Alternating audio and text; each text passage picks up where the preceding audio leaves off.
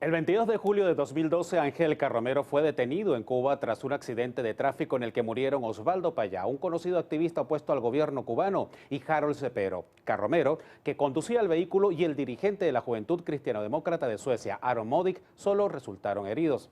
Cuba acusó a Carromero de financiar ilegalmente a la oposición cubana y corría el riesgo de que lo sentenciaran de 10 a 20 años de cárcel o peor, que le aplicaran la pena de muerte. El juicio contra Carromero por este accidente ocurrido en Cuba se celebró el 5 de octubre de 2012 y duró 11 horas.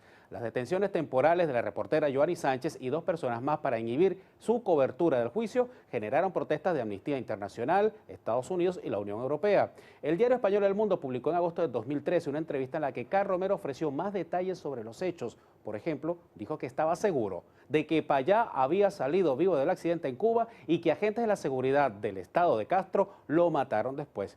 Saludos, Ángel, y bienvenido al Venezolano TV España, transmitiendo desde nuestra web streaming www.elvenezolano.es. Muchísimas gracias. ¿Saliste por los pelos de esa experiencia tan amarga? Pues sí, la verdad es que tuve suerte de que a mí no me hicieran nada. ¿Estás en libertad condicional ahora? Sí, la verdad es que tuve que ser sometido a un juicio que no tenía ningún tipo de garantía procesal en la isla de Cuba, y el gobierno español tuvo que reconocer que ese juicio había sido bueno para poderme traer de vuelta a mi país, y gracias a Dios, pues aquí estoy y por eso lo estoy contando. Fue uno de los motivos que evidenciaron que entre Esperanza Aguirre, para entonces alcaldesa de Madrid, y Mariano Rajoy, el actual presidente del gobierno español, no había mucha sintonía, que digamos. Yo creo que sí que hay sintonía, son del mismo partido y el Partido Popular está unido. Yo creo que lo que fue es que Esperanza Aguirre es una firme defensora de la verdad y de condenar a regímenes comunistas que son dictaduras, como la dictadura de los hermanos Castro. ¿Y Mariano Rajoy no? Mariano Rajoy también. Lo único que pasa es que Mariano Rajoy es el presidente del Gobierno de España y Esperanza Aguirre en aquel entonces era la presidenta del Partido Popular de Madrid. Y yo creo que Esperanza lo único que hizo fue condenar y decir cuál había sido la verdad.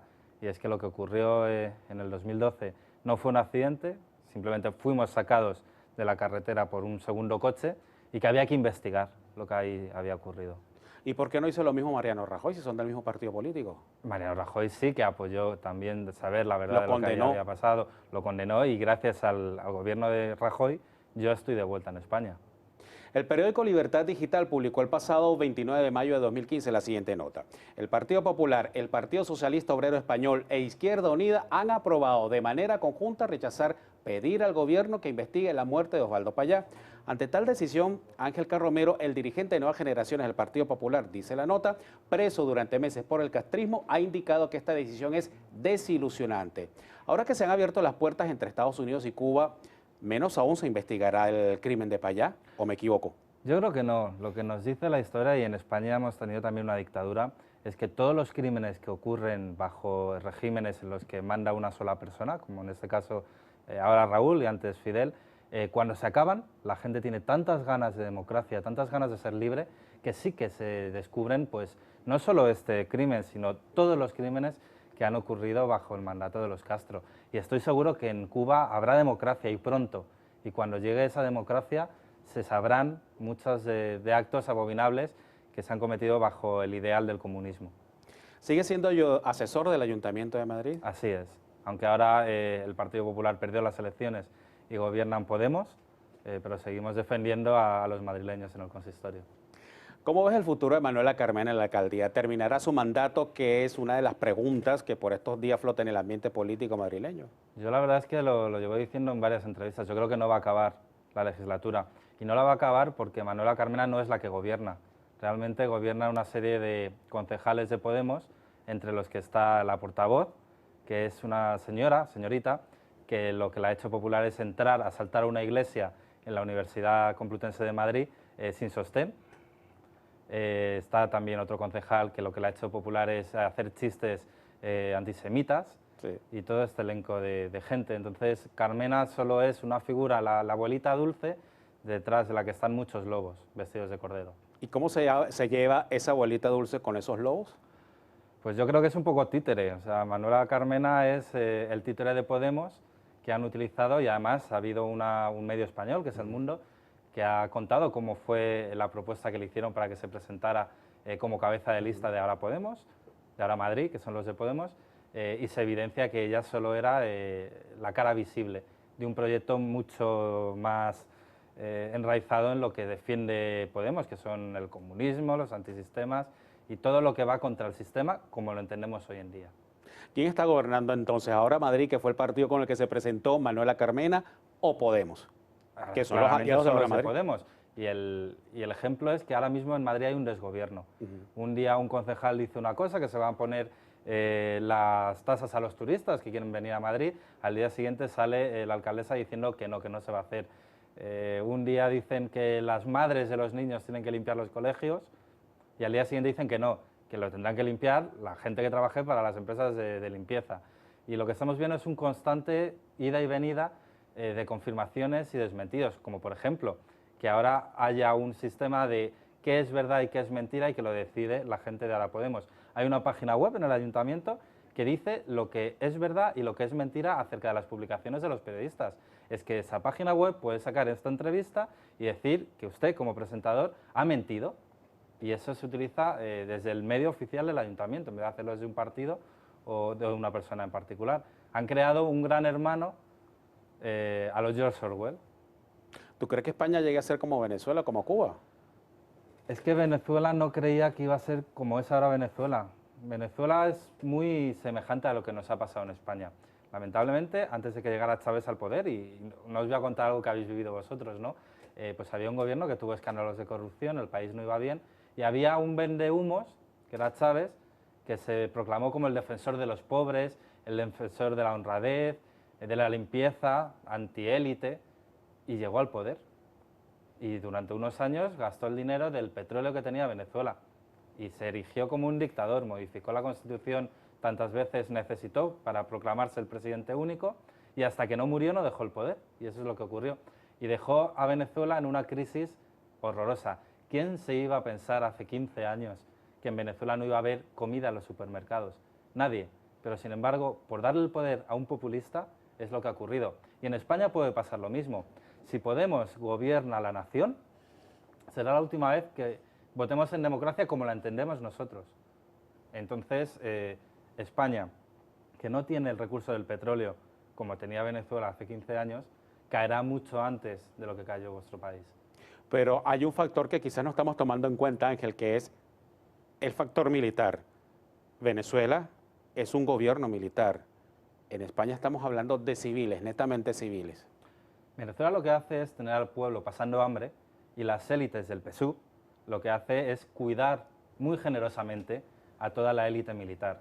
¿Por qué? Porque si contentas a los militares retienen al pueblo, un pueblo completamente descontento. Y en España se podría dar de igual forma. Es más, es que nosotros nos creemos que Podemos, su único objetivo es llegar al poder. No, es llegar al poder para cambiar el sistema. Cambiarían la Constitución, cambiarían las normas electorales, cambiarían los jueces, cambiaría todo el sistema como lo conocemos. En España, históricamente, en democracia, han gobernado a veces la izquierda, a veces la derecha, y ha habido una alternancia que es sana en democracia. Sin embargo, con Podemos en el gobierno acabarían incluso con esa alternancia. Dejaríamos de tener un sistema como el que tenemos ahora. En España hay militares podemitas. Bueno, algunos ya ha dicho que sí, pero yo entiendo que gracias a Dios tenemos un Estado de Derecho en España, en la que cualquiera puede ser de una ideología o de otra, pero siempre respetando el marco que nos hemos dado todos los españoles para convivir. Y ese marco costó mucho. Veníamos de una guerra civil, una dictadura, y abrazamos a la democracia con la Constitución del 78. Querer dinamitar esa Constitución de la Concordia, que es como se llama, para crear un nuevo Estado a medida de unas personas que vienen de ser antisistemas, de comunistas, trotskistas, pues es muy peligroso y yo no quiero eso para mi país. Pero el Partido Socialista Obrero Español está coqueteando mucho con esa idea de la reforma constitucional que de cuando en cuando aparece en el escenario político español. Claro, la Constitución es una norma básica, pero como todas las normas se tiene que ir adaptando a los tiempos, pero en el momento actual en el que estamos saliendo de una crisis económica, en la que España está volviendo a levantarse, no es el momento de que esa Constitución pase por cirugía. Lógicamente todas las normas hay que adaptarlas porque no tenemos la misma realidad del 78 en el 2015, pero también hay que saber cuándo hacer las cosas. Ahora el principal objetivo de España es salir de la crisis. Estamos saliendo poco a poco, Todavía no llega a todo el mundo y no saldremos de la crisis hasta que todos vuelvan a estar en la misma situación de cuando empezó en el 2007-2008. Por lo tanto, el objetivo ahora es salir, no ponerse a abrir debates que no sabes cómo van a ser cerrados. ¿No es un exceso todavía apelar al miedo a Podemos, tomando en cuenta que están bajando en las encuestas? Claro, ¿por qué están bajando las encuestas? Porque los españoles ya han visto que todo lo que decían los de Podemos es mentira. El ejemplo más claro, decían que ellos se iban a bajar el sueldo, que ellos no iban a cobrar más de 2 o 3 veces el salario mínimo interprofesional, que vienen a ser 1.800, 2.000 euros. Eso es mentira. ¿Qué es lo que hacen?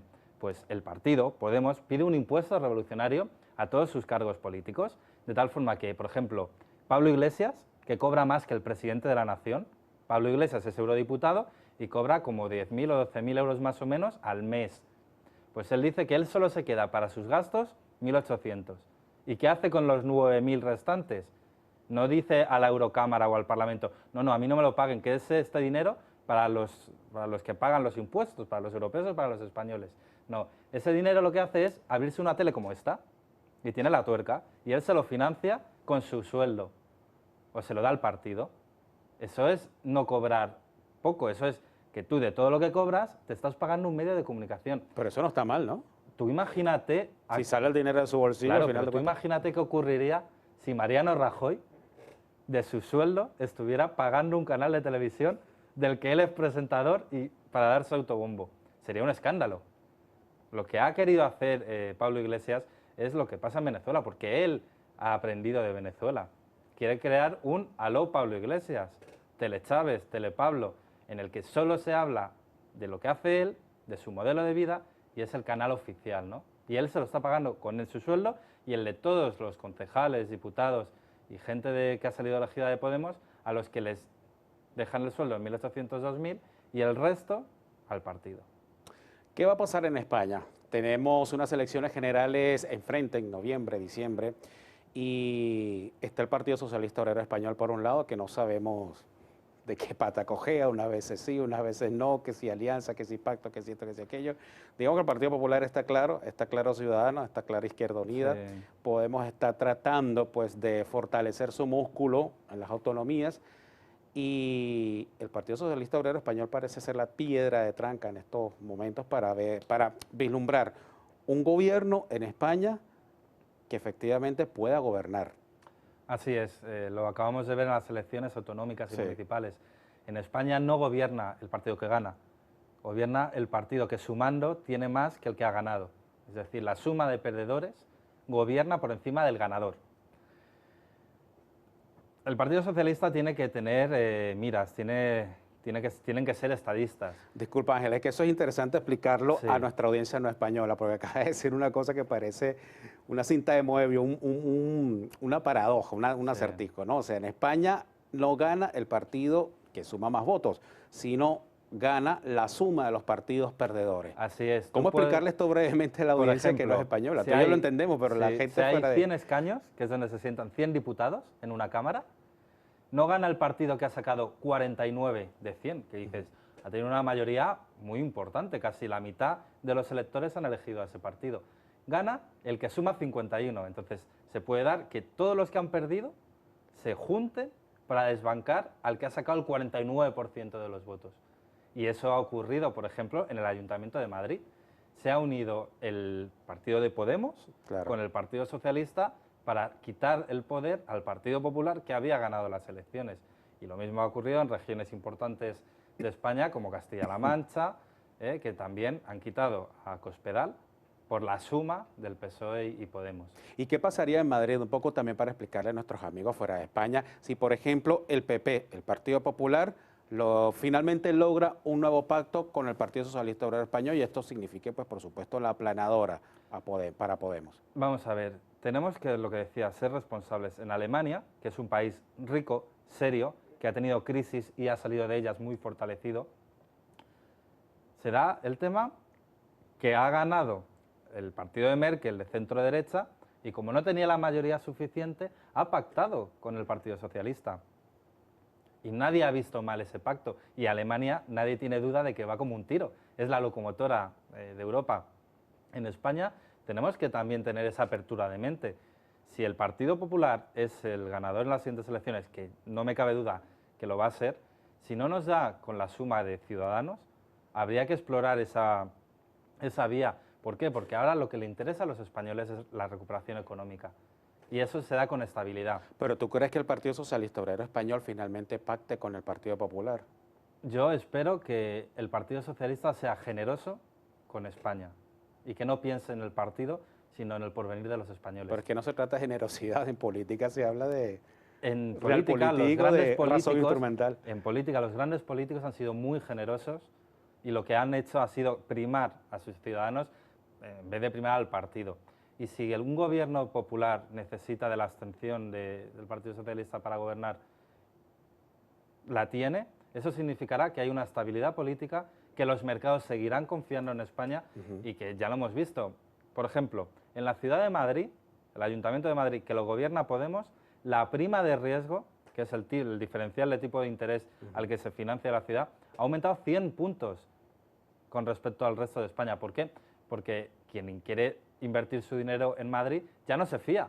¿Por qué? Porque está gobernando una gente que dice, por ejemplo, que cuando tienes una deuda, alguien te ha dejado dinero, pues no la vas a devolver. Entonces, si tú no vas a devolver el dinero que te han dejado, nadie más te va a dejar más, porque ¿quién le deja dinero a alguien que ya te dice que no lo va a devolver? Nadie. No. Entonces, el coste de financiación de todos los proyectos, el coste de financiación del estado de bienestar, pues se encarece, y eso lo pagamos todos los madrileños. Por lo tanto, yo para España lo que quiero es estabilidad, y esa estabilidad se consigue cuando uno de los dos partidos grandes consigue gobernar, no con antisistemas como Podemos.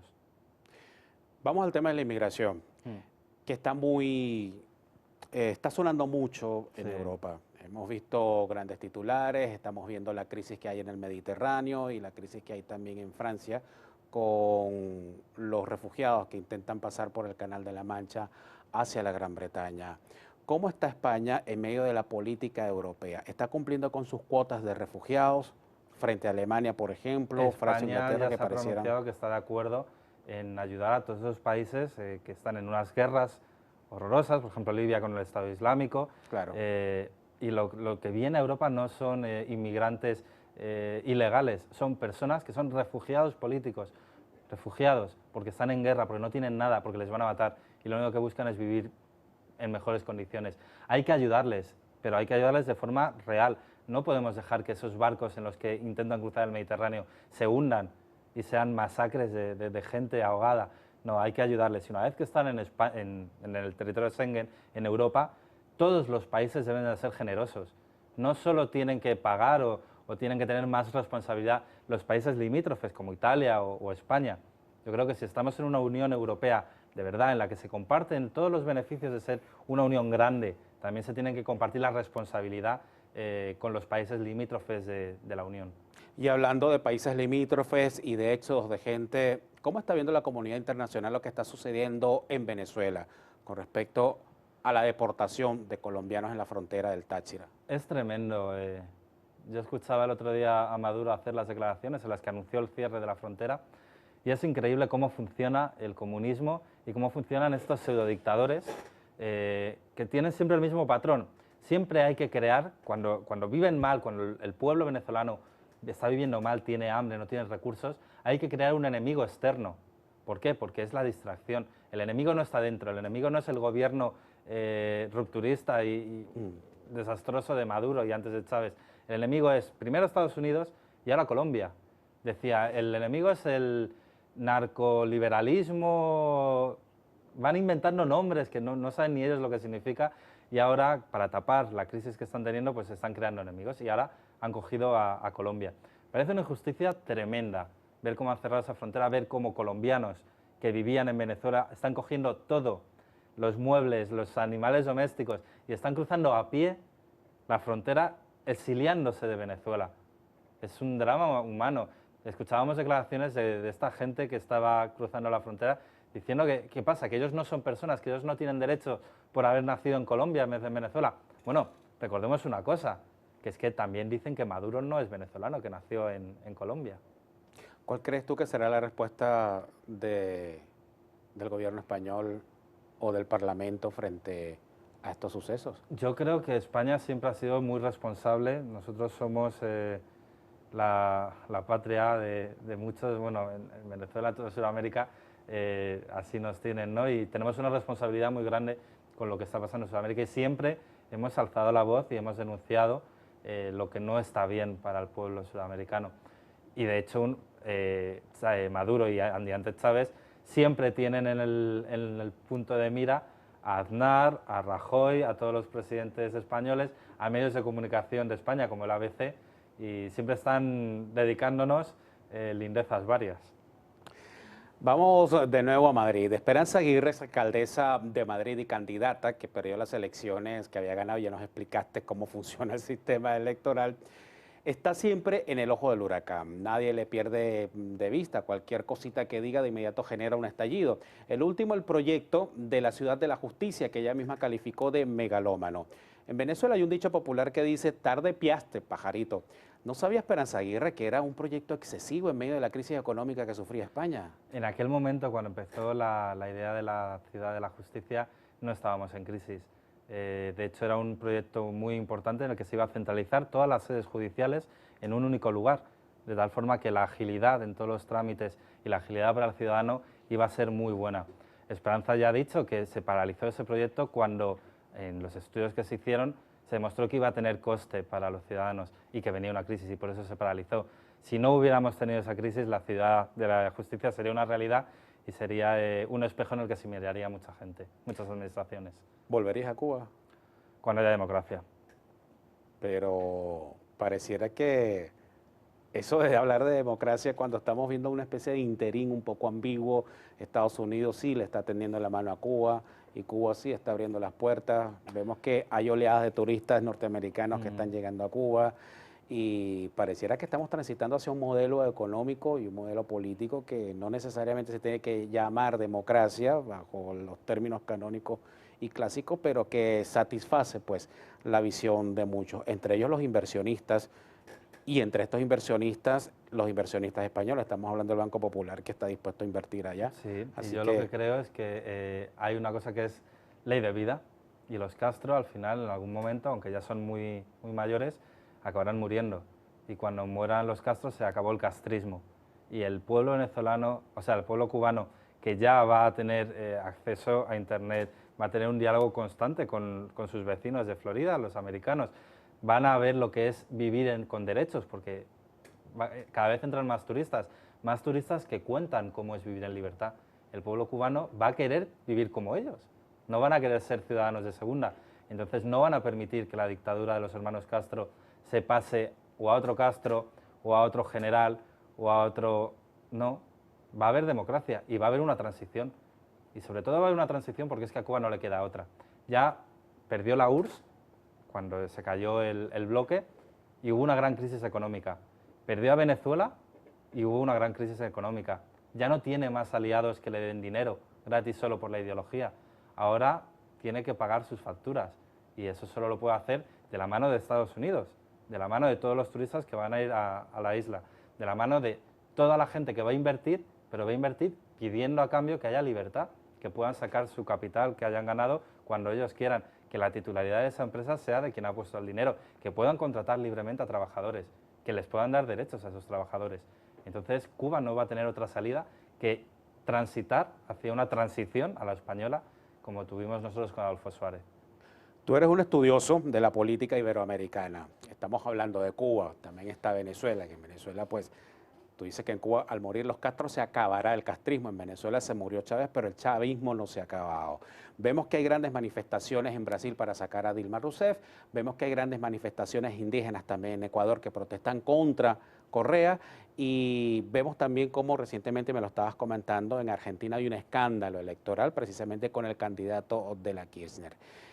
Y una imagen que tenemos que citarla porque yo creo que es metafórica, que cómo el poder termina transformando las revoluciones en un gobierno más, como decía aquel famoso revolucionario mexicano, que es Evo Morales cuando viene un edecán y le amarra los zapatos, porque Evo Morales pues ya tremendo, tiene quien le amarre los zapatos. Un líder indígena que representaba al pueblo humilde, al pueblo pisado y humillado por los poderosos, ahora que es presidente, se le ha olvidado de dónde viene y le dice a una persona de seguridad suya que le ate los cordones. Es la muestra de que todos los líderes populistas realmente no creen lo que dicen, venden humo, Sí. y en cuanto ellos llegan al poder y llegan al dinero, son peor de lo que ellos denuncian. ¿Tú crees que la izquierda tenga oportunidad en América? O mejor dicho, para replantearte la pregunta, ¿cómo está la temperatura, según lo que tú ves y según lo que tú analizas, de la izquierda en Iberoamérica? La izquierda tomó Iberoamérica, y eso es una realidad. O sea, no hubo país en Sudamérica que no estuviera gobernado por un gobierno de izquierdas. Eso es así, menos Colombia. Claro. ¿Qué ha pasado? Que se ha demostrado en estos 10-15 años que la prosperidad que prometían no ha sido tal. Y no es que no haya sido tal, es que ha sido debacle. Todos esos países han dejado de crecer, América ha dejado de ser un país, o sea, un continente de países ricos en materias primas y con industria, a convertirse en, bueno, pues como lo que pasa en Argentina, lo que pasa en Venezuela. Argentina, Venezuela ya hemos hablado de ella, que es una tierra súper rica en carne, también en petróleo, han nacionalizado empresas, han dejado de producir y están en crisis. Hay una inflación enorme en todos los países. De hecho, en Venezuela, para tapar esa inflación, el gobierno ha hecho una ley que prohíbe decir cuál es la inflación mensual. Es decir, ahora no se puede hacer público cuánto se encarece la vida mes a mes. ¿Por qué? Pero no olvides que también es un problema internacional la baja de las materias primas, entre ellos el petróleo, por ejemplo, lo que está golpeando las economías en Iberoamérica. Claro, es así, pero es que con ese petróleo se puede diversificar la industria de un país. El petróleo también nos pasa en Europa. Suecia es un país que vivía de la exportación petrolífera y la bajada de 100 a 50 o a 40 y tantos euros le ha afectado. Lo que pasa es que cuando en las épocas de bonanza tienes que aprovechar y reestructurar tu país. Y si en Argentina, por ejemplo, hubieran creado una industria de carne más fuerte, la bajada de petróleo no la notarían. Hubieran creado una serie de infraestructuras y hubieran dotado a su país de otras fuentes de financiación, aparte del petróleo, pues serían países que seguirían siendo ricos. Pero como a lo que se han dedicado, como Brasil, es a vivir del petróleo, a las corruptelas relacionadas con esas empresas del petróleo, pues así es como van. Y la prueba es que el pueblo ya se ha cansado de estos populistas. Y en las elecciones que van a venir va a haber cambio hacia los liberales, hacia el centro derecha. ¿Te han invitado a Venezuela? Se habla de observadores internacionales. Yo creo que no van a ir. Y en Venezuela hay un gran riesgo. Si las elecciones próximas no se respeta el resultado, el pueblo no va a aguantar. El pueblo está pidiendo cambio. Con todas las manifestaciones, la gente en el momento en el que va a un supermercado y no puede comprar comida, quiere cambio.